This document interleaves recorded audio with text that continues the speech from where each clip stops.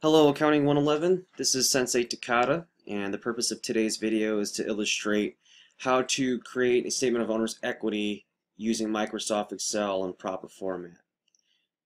And the text I'll be using an example out of would be the Holmgren's Accounting 10th edition, and we're focusing in Chapter 1, Exhibit 1.6, the statement of the owner's equity.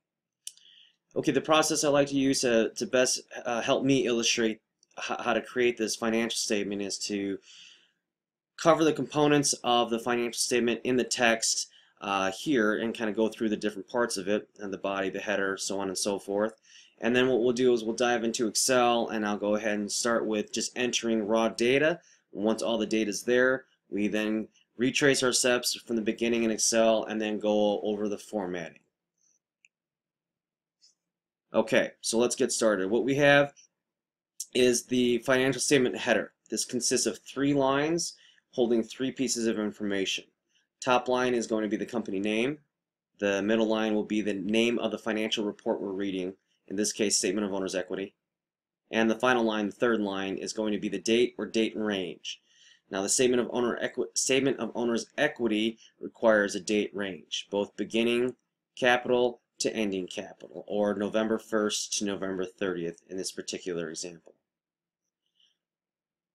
Moving on to the body, we have the beginning capital signified with a 0 balance, meaning that this is the first time that the Smart Touch Learning Company has been in existence.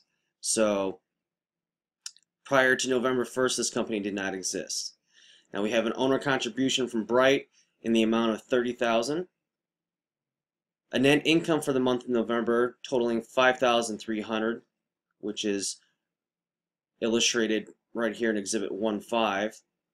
You have a net income figure of $5,300. And then we have an owner withdrawal that Bright took out $5,000 out of the company with intent to use that cash towards something external from the company. So it does not get reinvested back into the company, or it's not cash used to purchase supplies or assets for the company.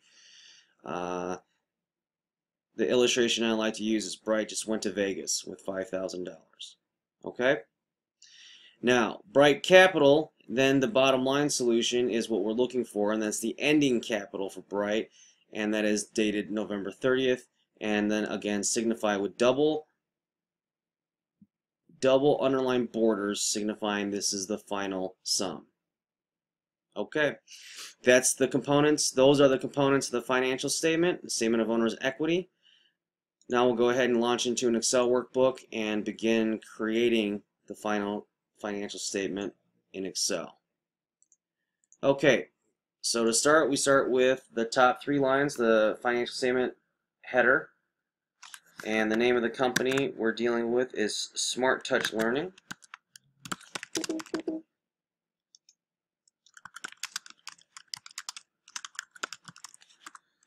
We're going to be creating the statement of owner's equity.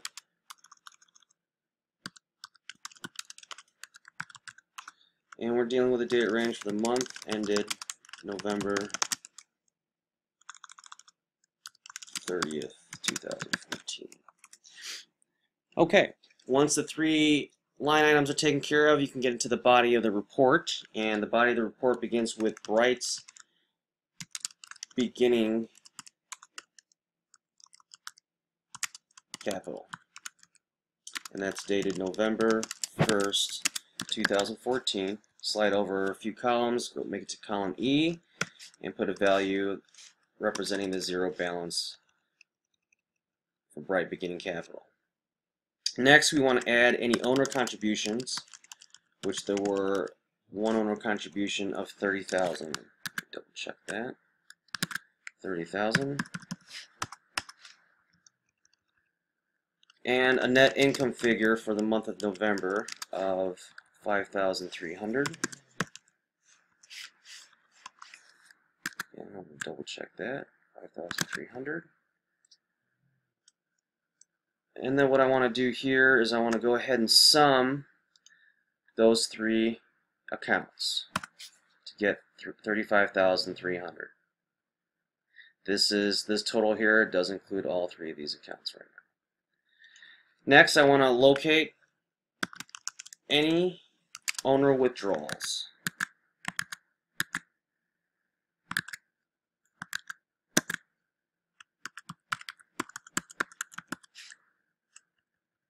There was one withdrawal for 5,000. And then the bottom line is going to be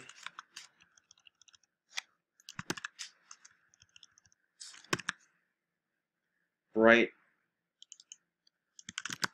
ending capital dated November 30th, 2014. And to do that, we're going to sum those two values. Sum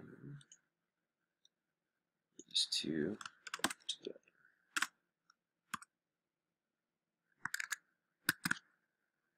To get 30,300.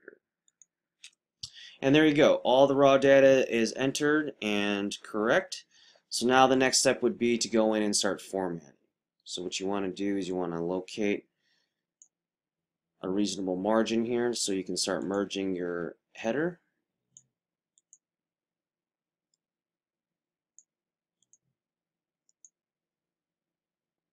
And then taking care of the numerical values, formatting them to represent accounting. Now what I like to do, and especially in Accounting 111 illustrative purposes, the neater your financial statements are, the better. And by selecting 0 decimal points, you remove a little bit of clutter. And again, I can show you that here.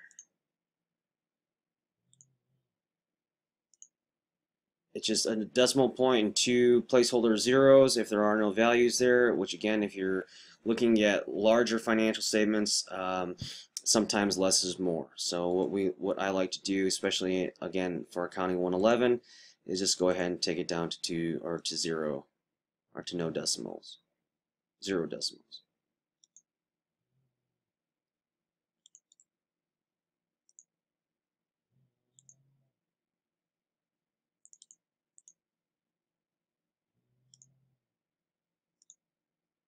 Or you can use currency that way as well, and that is also acceptable. This I like because it also has obviously red ink signify negatives, which does help. So this again is a preference. This is acceptable for me in my class.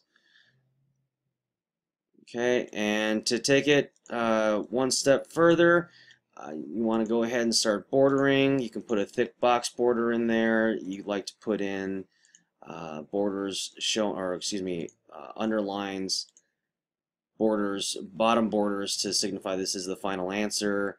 And again, readability is key when creating financial statements. So anything you can do to make things more legible, easier to follow, the better. This again is some cosmetic work that just may make it more aesthetically pleasing and a little bit easier to read. And there you go. There you have it. Statement of Owner's Equity for Smart Touch Learning. Thank you very much for your time, and I hope this was an informative video. Stay tuned for upcoming videos. Thank you.